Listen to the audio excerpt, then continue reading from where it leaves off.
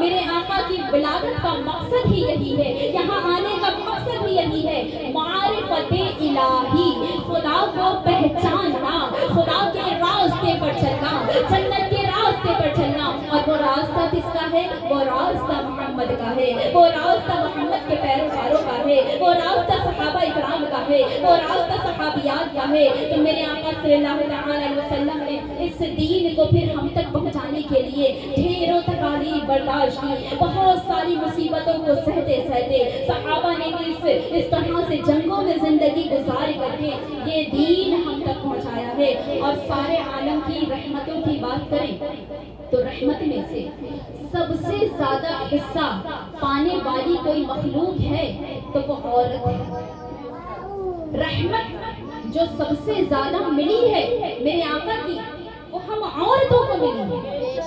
کیونکہ یہ عورت تو وہ تھی جسے جینے کا حق نہ تھا، یہ عورت تو وہ تھی جسے پڑھنے کا حق نہ تھا، یہ عورت تو وہ تھی جسے بولنے کا حق نہ تھا، یہ عورت تو وہ تھی جسے نکاح کی مرضی کا کوئی حق نہ تھا، یہ عورت تو وہ تھی جس کی جائیداد میں کوئی حصے نہ تھے۔ قربان جائیے میرے آقا کی عظمت پر کہ میرے آقا نے جو ہے کہا، فرمایا کہ یہ بیٹیاں زندہ درگور کرنے کے لیے نہیں ہے، یہ تو رحمت ہے، یہ گھروں میں پیدا ہوتی ہے تو رحمتیں لے کر کے آتی ہے، جو ان کی پرورش کرے، جو ان کی صحیح تعلیم و تربیت کرے اور ان کی صحیح وقت پر شادی کر دے، وہ والدین جنتی ہیں اور میرے ایسے قریب ہوں گے جیسے یہ دو انگلیاں قریب ہیں میری۔ اور جو ہے اگر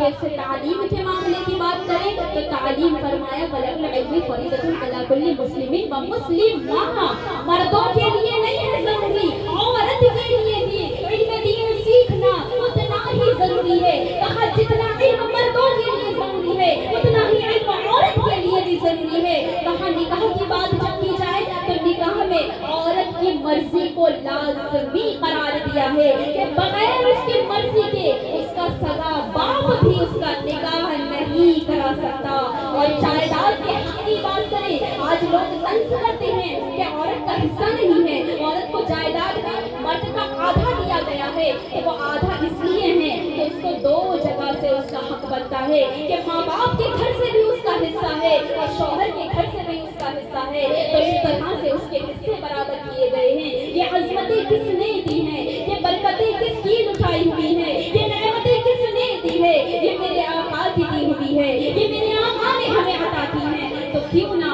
اس آقا کے گن گائے جائے، کیوں نہ اس آقا کے فرمان پہ چلا جائے، کیوں نہ اس آقا کی طریقوں پہ چلا جائے کہ جس کے دینے سے زبان منہ میں ہمارے چلتی ہے، کہ اگر ہم بیٹی ہیں تو گھروں کے لیے رحمت ہے، اگر ہم بہن ہیں تو ملت کی آبرو ہے، اگر ہم بیوی ہیں تو شوہر کا آدھا ایمان مکمل کرتی ہیں، اگر ہم ماں ہیں تو ہمارے قدموں تلے جنت ڈال دی گئی ہے۔ یہ عظمتیں کون دیتا ہے، یہ نعمتیں کون نواز رہا ہے، یہ رحمتیں کون اٹھا رہا ہے، یہ میرے آقا صلی اللہ علیہ وسلم ہی تو لٹا رہے ہیں۔